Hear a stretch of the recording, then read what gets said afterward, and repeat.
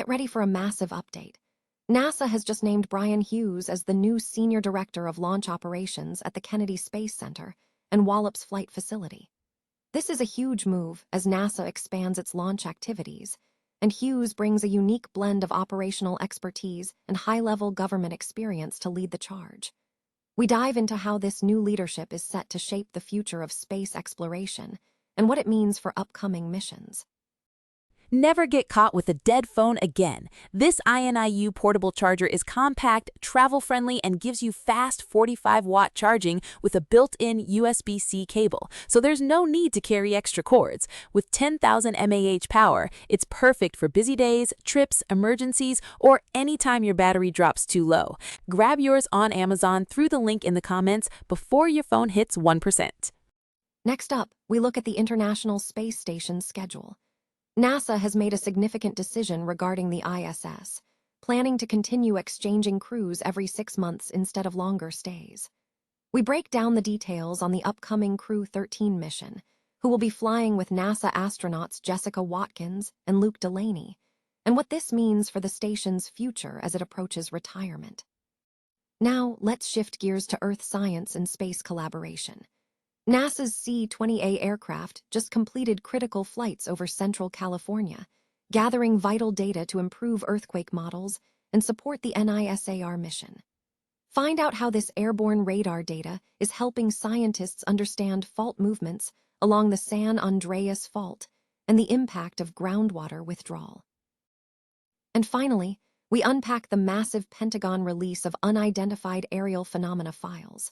The Department of Defense has unsealed over 160 files spanning decades, including classified information from the Apollo missions and Cold War era. We explore what these documents reveal about UAP sightings, the challenges pilots face reporting them, and the ongoing investigation into these extraordinary events. Don't miss this full breakdown. NASA has appointed Brian Hughes, the former Chief of Staff, as the new Senior Launch Operations Director at NASA's Kennedy Space Center in Florida and the Wallops Flight Facility in Virginia. This leadership change comes as NASA expands its launch operations and spaceport activities, focusing on enhancing coordination between government, industry, and local stakeholders to boost launch cadence and implement the President's national space policy. Hughes will report directly to NASA headquarters in Washington and will be tasked with working across sectors to support spaceports and accelerate mission readiness. NASA Administrator Jard Isakman praised Hughes, noting his background as a U.S. Air Force veteran and his experience leading complex organizations and high-stakes missions. Isakman stated that Hughes's operational expertise and strategic leadership are crucial for shaping the future of NASA's launch operations during this new era of exploration and innovation. Prior to his role at NASA, Hughes served as NASA's Chief of Staff, guiding agency-wide priorities. His extensive background also includes roles in national security, serving as the Deputy National Security Advisor for Strategic Communications at the White House, alongside senior positions in the Florida government, including Chief Administrative Officer for Jacksonville and CEO of the Downtown Investment Authority. In related developments across the space sector, the U.S. Space Force has introduced a new career development model for officers. This framework prioritizes broad mission experience before specialization, aligning workforce strategy with future space warfighting demands. Simultaneously, efforts to enhance coalition capabilities continue, with Kirsten Davies, Chief Information Officer at the Department of War, highlighting Project Arcadia as a major Five Eyes digital modernization effort aimed at improving coalition data sharing and operational coordination. Five Eyes leaders are scheduled to continue these digital transformation discussions at an upcoming summit in Sydney. Separately, the Trump administration has launched a public portal, the Presidential Unsealing and Reporting System for UAP Encounters, or PURSUE, allowing agencies to release previously undisclosed files related to unidentified anomalous phenomena, or UAP. The Department of War announced that the first tranche of these files will be published on a rolling basis, marking part of a broader initiative to declassify and release government files concerning UAPs, UFOs, and extraterrestrial investigations. NASA is reaffirming its plan to conduct 6-month rotations for crews aboard the International Space Station, prioritizing maximizing station utilization ahead of its scheduled retirement at the end of the decade. This decision was reflected in the accelerated launch schedule for the next commercial crew mission, SpaceX's Crew 13, which is now slated for mid-September instead of November. The mission will carry NASA astronauts Jessica Watkins and Luke Delaney, alongside Canadian Space Agency astronaut Joshua Kutrick and Roscosmos cosmonaut Sergei Teteryatnikov. NASA officials stated that moving up the Crew 13 launch was part of efforts to maximize the ISS's operational lifespan. Bill Spetch, NASA ISS Operations and Integration Manager, confirmed that the agency plans to maintain a 6-month cadence for future missions, acknowledging that the schedule may vary due to operational demands. This contrasts with earlier discussions to extend stays to 8 months, which would reduce the frequency of missions. The ISS schedule remains busy, featuring upcoming cargo missions including Dragon cargo flights on May 12 and a fall launch, a Progress cargo spacecraft in early September, and a Northrop Grumman Cygnus launch in late fall or early winter. Meanwhile, Roscosmos has shifted its crew rotation cadence, moving from every 6 months to every 8 months, with the next Soyuz MS-29 mission scheduled for launch in July. A significant point of focus remains Boeing's CST-100 Starliner spacecraft. NASA had previously considered a cargo-only test flight, Starliner 1, in early April. However, this was postponed following a report released on February 19 that critically examined NASA and Boeing's handling of the flawed crew flight test mission in 2024. While NASA has not ruled out flying Starliner 1, Isakman confirmed that no crewed or uncrewed flights will occur until the investigation into the CFT mission and necessary corrective actions are fully completed. NASA continues to work to maintain launch readiness for Starliner 1, but opportunities this year are limited as technical issues persist.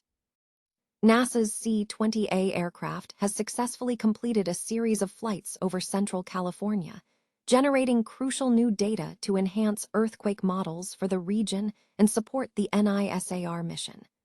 This effort is vital for understanding seismic dynamics and monitoring Earth systems. The flights, part of a larger campaign initiated on September 30, 2025, utilized airborne radar to precisely measure ground movement along the San Andreas Fault. This data is essential for improving scientific models used to assess earthquake likelihood. The C-20A aircraft is equipped with the Uninhabited Aerial Vehicle Synthetic Aperture Radar, or UAVSAR, an instrument developed at NASA's Jet Propulsion Laboratory. The UAVSAR data is specifically designed to help scientists better understand how Earth's atmosphere influences the measurements taken by the NISAR satellite mission, a joint venture between NASA and ISRO. Beyond seismic monitoring, the UAVSAR flights also mapped land subsidence in the Central Valley, a phenomenon attributed to groundwater withdrawal. This 6-month campaign serves to calibrate the L-band radar on NISAR and validate the instrument's measurements. NISAR is designed to track hazards, monitor ecosystems and crops, and measure changes in ice sheets and glaciers, providing near twice-yearly coverage of nearly all of the planet's land and ice surfaces. The collaboration between NASA and ISRO through NISAR is focused on studying complex natural processes, including subtle land movements around faults, which is critical for earthquake assessment.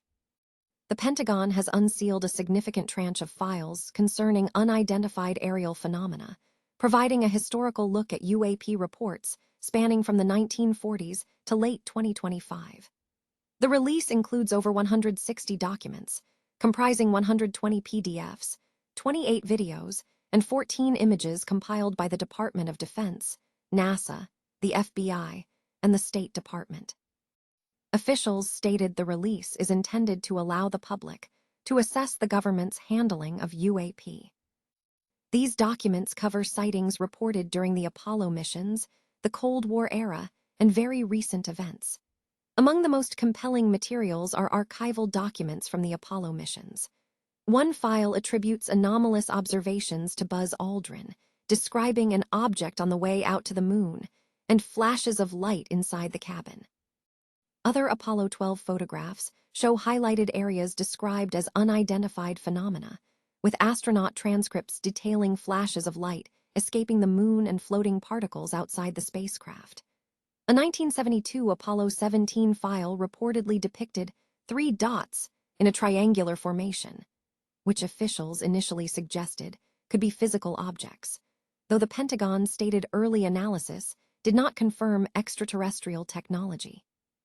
Additionally, the unsealed package includes a large FBI file containing eyewitness testimony and public reports from 1947 to 1968, along with recent military reports from various global regions. Some of the more opaque documents include reports from closed military test sites, where witnesses described the sudden materialization and vanishing of a cigar-shaped object, which an FBI rendering suggested was an ellipsoid bronze metallic object measuring between 130 and 195 feet. Despite the release, experts caution that barriers to reporting persist, particularly for pilots and aircrew. Ryan Graves, Executive Director of Americans for Safe Aerospace, ASA, noted that pilots often lack clear guidance or reporting pathways when encountering unusual activity.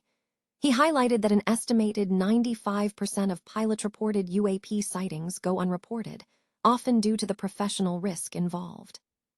To address this gap, ASA advocates for the Safe Airspace for Americans Act, a proposed bill aiming to establish a confidential, official FAA channel for aviation professionals to report UAP without jeopardizing their certifications. This mechanism would allow pilot observations to better inform federal investigations led by the All-Domain Anomaly Resolution Office, AARO. While federal agencies maintain the files do not prove alien technology, former NASA Administrator Bill Nelson privately expressed belief in the possibility of extraterrestrial life, stating, "If you ask me, do I believe there's life in a universe that is so vast that it's hard for me to comprehend how big it is? My personal answer is yes."